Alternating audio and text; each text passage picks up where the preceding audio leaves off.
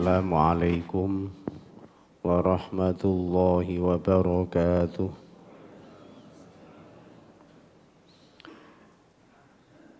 Alhamdulillahi rabbil alamin. Wabihi nasta'inu ala umurid dunya waddin.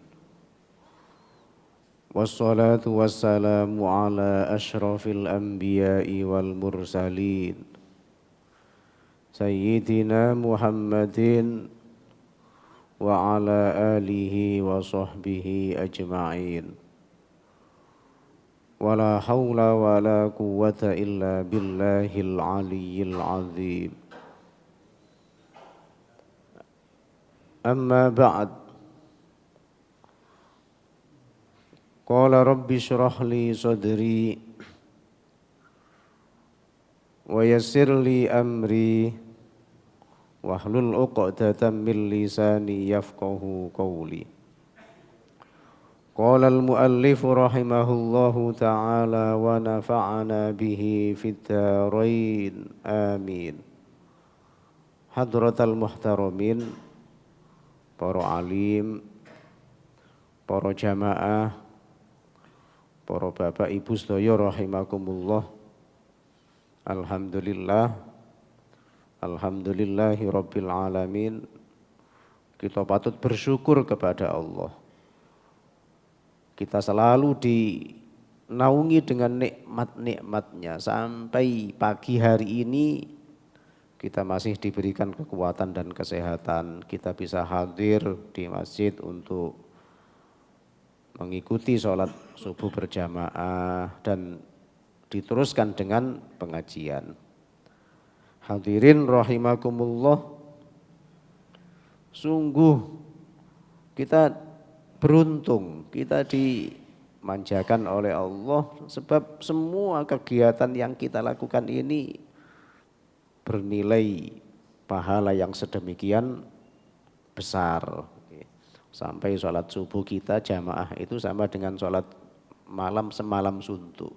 Dan kalau kita ngaji ini saking senangnya sampai para malaikat itu, kata Nabi, innal malaikata la tadha'u ajnihataha li talibil ilmi ridham bima yatlub atau ridham bima yasna. Jadi sungguh saking senangnya para malaikat itu meletakkan sayapnya di atas orang-orang yang mencari ilmu. Jadi selalu mendoakan kita. Bahkan hatal khitan fil bahri, sampai ikan-ikan di lautan itu semuanya memohonkan ampunan untuk orang yang mencari ilmu. Karena itu hadirin, sungguh kita didoakan oleh malaikat, kita didoakan oleh makhluk-makhluk Allah. Ya karena kita selalu mengkaji ilmu. Mudah-mudahan kita selalu diringankan, dienteng untuk mengikuti pengajian-pengajian, untuk selalu ngaji ya. Karena ketika itu jalan kita dimudahkan oleh Allah. Man salaka thariqan yaltamisu bihi ilman sahalallahu lahu thariqan ilal jannah. Barang siapa yang berjalan menuju ke tempat pengajian untuk mengkaji ilmu, untuk belajar, maka dia telah memudahkan jalan yang akan dilewati nanti di akhirat menuju ke surga. Dan itu tidak bisa nanti kita nunggu jalan itu dipersiapkan setelah kita mati, itu tidak bisa, harus sekarang dengan cara kita selalu dan sering mengikuti pengajian-pengajian. Sholawat serta salam semoga tercurahkan kepada junjungan kita baginda Rasulullah sallallahu alaihi wasallam. Hadirin rahimakumullah, yang kemarin telah kita pelajari bersama yang disampaikan oleh baginda Nabi bahwa riba itu efeknya sangat besar sekali, persikunya sangat besar sekali. Sampai ibadah yang dilakukan itu tidak diterima oleh Allah ketika seseorang masih terlibat dalam masalah riba. Bahkan dosanya itu lebih besar dibandingkan dengan berzina dengan 33 orang gitu loh ya. Atau bahkan lebih jelek dibandingkan dengan seorang yang menikahi ibunya sendiri, kumpul dengan ibunya sendiri. Ngeri hadirin. Lah praktek riba itu adalah praktek yang sudah sering saya sampaikan itu yang tidak sesuai dengan aturan-aturan hukum, tidak sesuai. Baik masalah jual beli, masalah muamalah, masalah apa saja yang tidak sesuai dengan ketentuan hukum itu masuk dalam kategori riba. Hadirin, kita sering kadang-kadang mendengar ya kasus-kasus yang terjadi antara satu keluarga saja kadang-kadang tidak saling tegur sapa, sampai bermusuhan gara-gara harta tinggalan warisan. Itu sering sekali. Dan ketika itu dibagi tidak sesuai dengan aturan, itu riba ya. Dan selama kita menggunakan itu dan belum dapat ridho, belum diizinkan oleh yang berhak di situ ya, ya tetap kita menggunakan sarana-sarana yang haram. Sebab itu bukan milik kita dan itu sering sekali. Ketika ada tanah, mohon maaf, banyak sekali orang punya tanah, orang punya sawah. Semakin lama itu tidak sama, tidak semakin, tapi semakin lama semakin luas ya. Jadi batasannya itu pindah terus seperti itu. Dan itu kan hak orang lain. Ketika itu terus kita lakukan ya, efeknya kepada keluarga kita yang menikmati hasil dari itu, ya tetap ibadahnya tidak diterima oleh Allah, doanya tidak diterima oleh Allah, bahkan dosa yang ditanggung itu sedemikian mengerikan. Hadirin rahimakumullah, wa Muslimun, hadis riwayat Imam Muslim, an Jabir, saking sahabat Jabir, la'ana, ngelaknat sapa Rasulullah sallallahu alaihi wasallam akilar riba, ing wong kang mangan riba, dilaknat oleh Allah. Dilaknat itu ya tidak akan selamat, tidak didoakan baik ya, karena memang resikonya yang sangat besar itu. Jadi orang yang makan riba itu dilaknat oleh Nabi. Wa mukilahu, dan orang yang mewakili, yang diserai urusan itu oleh pelaku riba itu, wakilnya ya.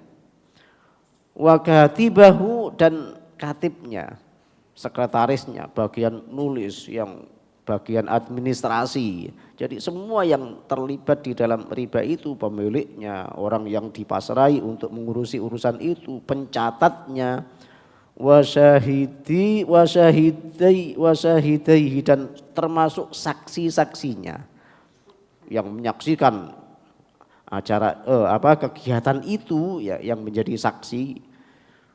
Jadi itu semuanya dilaknat oleh Nabi. Tidak hanya yang makan saja, tidak hanya pemiliknya saja, tapi orang yang terlibat di dalam urusan itu. Jadi yang bagian ngurusi, yang bagian keliling, yang bagian nagih, yang bagian pencatat ya, dan termasuk yang menyaksikan. Waqala, lan dawuh sapa Kanjeng Nabi, wahum lan utawi kabeh ya, semua yang terlibat di dalam urusan riba itu iku sawaun podo. Jadi resiko yang ditanggung itu sama, dosanya itu sama. Bukan hanya saja yang ikut kerja, tidak seperti itu. Yang ngurusi tidak, karena tidak ikut memiliki, tidak seperti itu. Yang bekerja di situ, yang bagian mencatat, yang bagian narik, yang bagian pokoknya yang terlibat di dalamnya itu menanggung resiko yang sama ya. Jadi ya sama-sama menanggung dosa yang sama dari urusan riba itu. Warawa, lan ngriwayataken sapa Ahmad, Imam Ahmad, an Ka'bil Akhbar, saking Ka'ab bin Akhbar, annahu sak temene Ka'ab bin Akhbar qala, matur niki yang mengatakan ini Ka'ab bin Akhbar nggih. Saking takutnya terhadap terjerumus di dalam riba ini, beliau mengatakan la an azni yakti yento zino sapa ingsun salatatan ing telu wa salatina lan 30 apane zaniyatan wong wedok sing bezina iku ahabbu luwe tak senengi ilayya maring ingsun min an akula saking yen to mangan sapa ingsun dirhaman ing sak dirham riba kang riba. Sampai digambarkan oleh begitu oleh Ka'ab bin Akhbar ini, kalau saya melakukan zina dengan 33 orang itu lebih saya senangi dibandingkan dengan 1 dirham saja dari harta riba yang saya makan.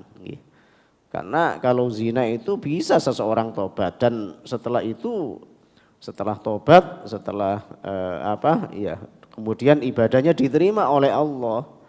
Tapi kalau makan riba ini walaupun 1 dirham yang dimakan itu resikonya sampai selama yang dimakan itu menjadi darah dan daging itu. Selama ada di dalam tubuh kita, ibadah kita itu masih belum diterima oleh Allah. Doa-doa kita juga ditolak oleh Allah. Jadi resiko yang berat seperti itu. Walaupun ini juga tidak dilakukan, jangan sampai dilakukan. Wis alu zina ae timbang makan riba, ya tidak seperti itu ya. Jadi ini hanya gambaran beliau betapa mengerikan riba itu sampai dibandingkan dengan zina dengan 33 orang saja itu masih lebih mendingan ya seseorang yang berzina dengan 33 orang.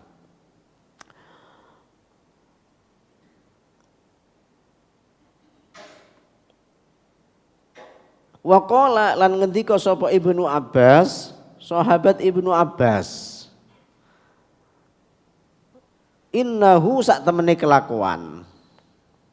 La yuqbalu ora diterima min akilir riba saking wong-wong sing mangan riba sedekahan ing sedekoi wala jihadan lan ing jihati wala hajjan lan ing hajine wala sillatan lan ing silaturahime. Jadi ketika seseorang itu melakukan riba, ketika seseorang itu mengkonsumsi dari hasil riba itu, maka sedekahnya yang dikeluarkan dari hasil riba itu tidak diterima oleh Allah. Bahkan umpama dia itu jihad perang ya, itu tidak diterima perangnya. Dan termasuk umpama dia haji yang hasilnya itu dari usaha riba ya, itu tidak diterima hajinya. Kalau umpama dia itu silaturahim, nyambung seduluran dengan saudara-saudaranya, membantu mereka, meringankan mereka, juga tidak diterima oleh Allah ya. Jadi semua yang dilakukan yang baik-baik itu tidak diterima oleh Allah. Kenapa? Sebab sarana yang digunakan, uang yang digunakan itu dari hasil riba. Sehingga sesuatu yang asalnya itu tidak halal digunakan apa saja tetap tidak diterima, tetap sia-sia. Walaupun digunakan untuk hal-hal yang baik. Digambarkan oleh para ulama ya hasil yang penghasilan yang jelek itu ya seperti orang yang mencuci pakaian dengan air yang najis, seperti itu. Walaupun sehari dicuci itu loh, tidak akan suci, tetap najis karena air yang digunakan itu air yang najis. Sama dengan ini, karena harta yang digunakan itu harta yang dihasilkan dari riba, dari usaha riba, digunakan untuk apa saja itu loh, tidak diterima oleh Allah. Walaupun digunakan untuk membangun masjid, ikut jumbang masjid ya itu tidak diterima oleh Allah. Wa qala lan ngendika sapa sahabat Ibnu Abbas aidon halimane man utawi sapane wong iku amila nyambut gawe birriba kelawan riba ya ustutiba mongko perintah untuk tobat, maka dianjurkan untuk tobat, maka diharuskan untuk tobat. Fa in taba mongko lamun tobat sapa man. Jadi harus diterima tobatnya kalau dia bertobat, dan urusan yang sebelumnya itu urusan Allah ya. Wa illa lan lamun ora gelem dikongkon tobat, dikongkon meninggalkan usahanya itu ndak mau, dzuriba mongko dipukul apa unukuhu gulune ya. Kalau ndak mau ya harus dihukum itu ya. Jadi seperti itu, karena memang satu menyelamatkan dia, yang kedua menyelamatkan masyarakat yang terjerat dengan itu, dengan riba itu. Wa ahbarona lan nyeritakake lan mengkhabarkan na ing kita sapa Syekhuna Ibnu Hajar. Imam Ibnu Hajar nafa'anallahu bihi, mudah-mudahan kita mendapatkan manfaat dari apa yang disampaikan oleh beliau. Apa yang terjadi kepada beliau? Annahu sak temene kelakuan karena ono visi ghorihi ing dalam waktu cilike Ibnu Hajar ketika beliau masih kecil ya. Wa yata'ahadu lan ngeramut sapa Imam Ibnu Hajar qabra walidahu ing kuburane wong tuane. Mulai kecil itu beliau sudah seperti itu, sudah ditinggal oleh orang tuanya, dan mulai kecil itu beliau selalu merawat, selalu mendatangi, selalu datang ke kubur orang tuanya. Lil qiraati untuk membaca doa, untuk maca Yasin, untuk maca tahlil. Ini sudah dilakukan oleh Syekh Ibnu Hajar mulai beliau niku masih kecil. Jadi sudah begitu, sudah selalu ziarah ke kubur orang tuanya. Fa kharaja mongko metu sapa beliau yauman ing dalam suwiji dina, pada suatu hari beliau niki keluar. Ba'da sholatis subhi ing dalam sakwuse sholat subuh. Jadi setelah sholat subuh beliau itu keluar dari masjid, kemudian beliau ziarah ke kubur orang tuanya. Bifalasin min Ramadan, yang waktu itu di akhir bulan Ramadan. Wa qala lan ngendika sapa Syekh Ibnu Hajar niki adzunnu ngira sapa ingsun, saya mengira, saya meyakini anna dzalika sak temene akhir Ramadan yang beliau melakukan ziarah datang kuburane wong tuane niki kana fil ashril akhir. Itu bertepatan dengan 10 hari yang terakhir di bulan Ramadan. Bal fi lailatul qadri, bahkan mungkin pada saat itu tepat pada turunnya Lailatul Qadar. Sebab turunnya Lailatul Qadar itu di 10 hari yang terakhir. Beliau meyakini ya saat-saat tadi malam itu adalah masa turunnya Lailatul Qadar ya. Jadi setelah subuh itu beliau ke kuburan orang tuanya. Falamma jalasa mongko semangsane lungguh sapa Syekh Ibnu Hajar ala qabrihi ing atase kuburane wong tuane, ketika beliau duduk dan membaca doa-doa, membaca ayat Al-Qur'an untuk orang tuanya, wa qara'alan maca sapa beliau syai'an ing sedikit minal Qur'an saking Al-Qur'an. Walam yakun lan ora ono sapa-sapa fil makbarati ing dalam kuburan. Saat itu sepi, beliau sendirian. Gak ono wong blas. Fa idzan tiba-tiba dumadaan huwa utawi Syekh Ibnu Hajar iku sami'a ngrungu at-ta'wah al-azim ing sambatan sing nemen, Jadi beliau itu mendengarkan jeritan-jeritan orang, padahal tidak ada orang sama sekali. Cuma sendirian beliau niki. Wal anin lan sambat-sambat yang itu menyayat hati. Al-fadhi sing menyayat hati sing napa nggih gak kita niki lho gak tega nggih. Kanten jeritan-jeritane, sambat-sambati, aduh nggih. Wa hakadha dan seterusnya ya, yang itu termasuk sambat-sambate wong bisautin kelawan suara az'ajahu sing napa ngagetake mingkoberin saking satu kuburan mabna bin nurati wal jassi, yang kuburan itu dibangun dengan batu putih itu loh ya, dari batu kapur itu ya. Kebetulan di daerah situ seperti itu, ada satu kuburan yang ditata, di atasnya itu batu-batu putih. Lahu bayadun azim, yang itu adalah warna putih yang besar.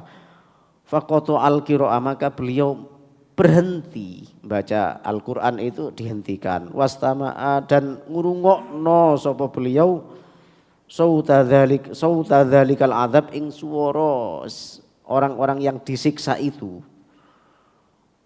Min dakhilihi, saking jerone kuburan. Subhanallah. Jadi kalau Allah menghendaki, Allah itu memberikan petunjuk, memberikan isyarat ya.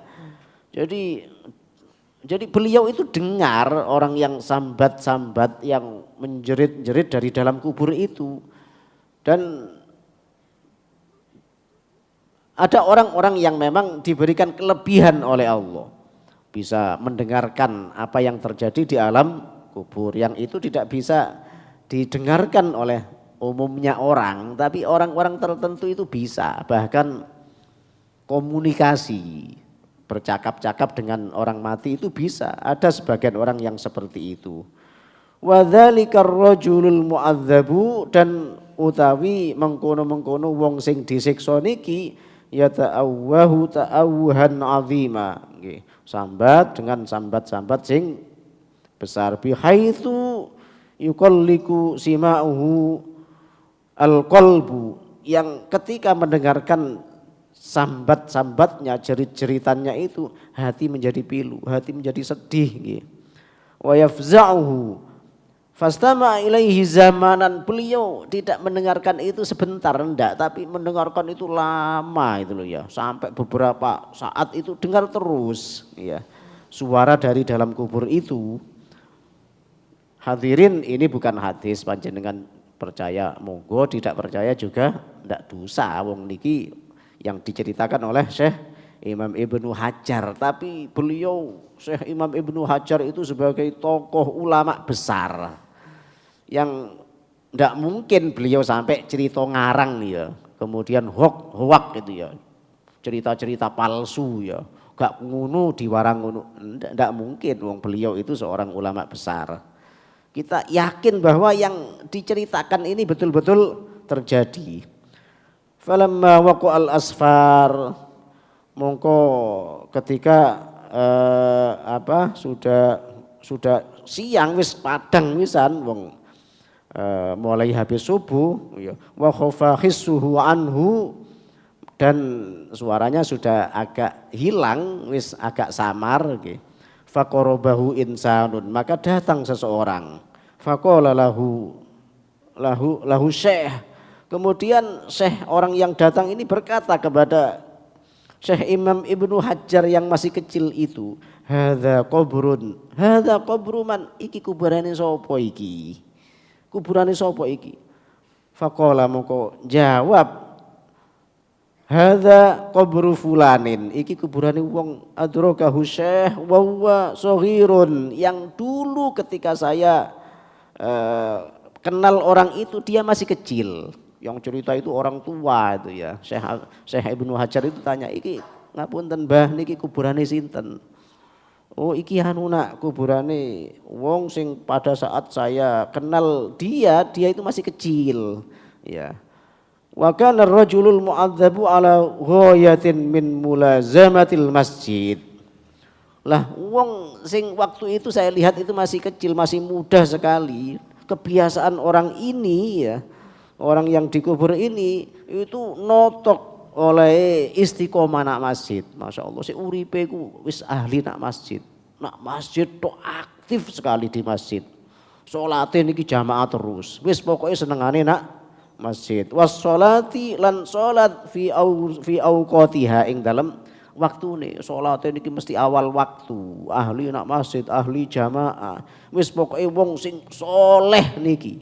Wong sing apik niki.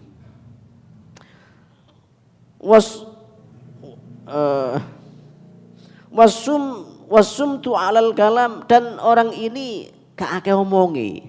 Jadi orang yang pendiam. Wis pokoke gak rek wong akeh omonge niki mesti akeh salahe, mesti sing diomongno macem-macem. Ini ndak. Wis ahli salat, ahli nak masjid, istiqomah, terus wonge meneng gak tahu ngomong akeh, ya. Wa hadza kulluhu syahiduhu wa arafahu minhu. Dan ini adalah yang saya kenal dari orang ini dan yang saya saksikan sendiri tentang perilaku orang ini. Saya tahu sendiri dan saya saksinya sendiri. Fakabaro ala syekh al-amru, maka syekh ini sampai menjadi tua, sampai sampai sekarang ini, sampai dia itu wafat. Lama alaihi minal ahwal, yang apa yang terjadi, yang dilakukan oleh orang itu, allati kana dzalikar rajulu mutalabbisan fi dzahiri. Kira-kira apa yang terjadi kepada orang ini ketika secara lahir, secara nyata, secara nampak nggih. Wonge ahli nak masjid, ahli jamaah, ahli sholat jamaah, kemudian gak akeh omongi, terus sampai seperti ini tuh apa kira-kira yang dilakukan, ya. Fas'ala wastaqsal ladzina yatla'una ala haqiqati ahwalihi. Dia mencari berita, mencari keterangan tentang opo sing dilakoni wong iki, ya, wong sebaik itu kok sampai dia itu merintih-rintih, sampai dek sambat-sambat, sampai dek itu nopo sambat-sambat. Baru akhirnya orang-orang yang kenal itu cerita, masyarakat itu cerita, annahu kana ya'kulu riba, biyen wong iki usahai riba, sing dipangan itu dari hasil riba. Yo dek ahli sholat, ahli nak masjid, meneng, tapi usahanya itu termasuk kategori riba, sehingga yang dimakan itu dari barang-barang yang haram. Fa innahu kana tajiron, dia itu pedagang. Jadi selama hidupnya itu dagang dia itu. Tapi dagang itu ketika salah sedikit saja, aturannya salah, itu sudah masuk dalam kategori riba. Tsumma kaburo wa baqa ma'ahu syai'un minal khitam, sampai dia itu menjadi kaya, dunyane wakeh dari hasil riba itu. Falam tardha nafsu zalimatu al-khabithah an ta'kulu min jambihi hatta ya'tiyahul maut, nggih. Dan tidak ridho nafsunya, ya, yang gelap itu untuk dia memakan dari sisinya, ya, dari harta riba itu sampai dia itu mati.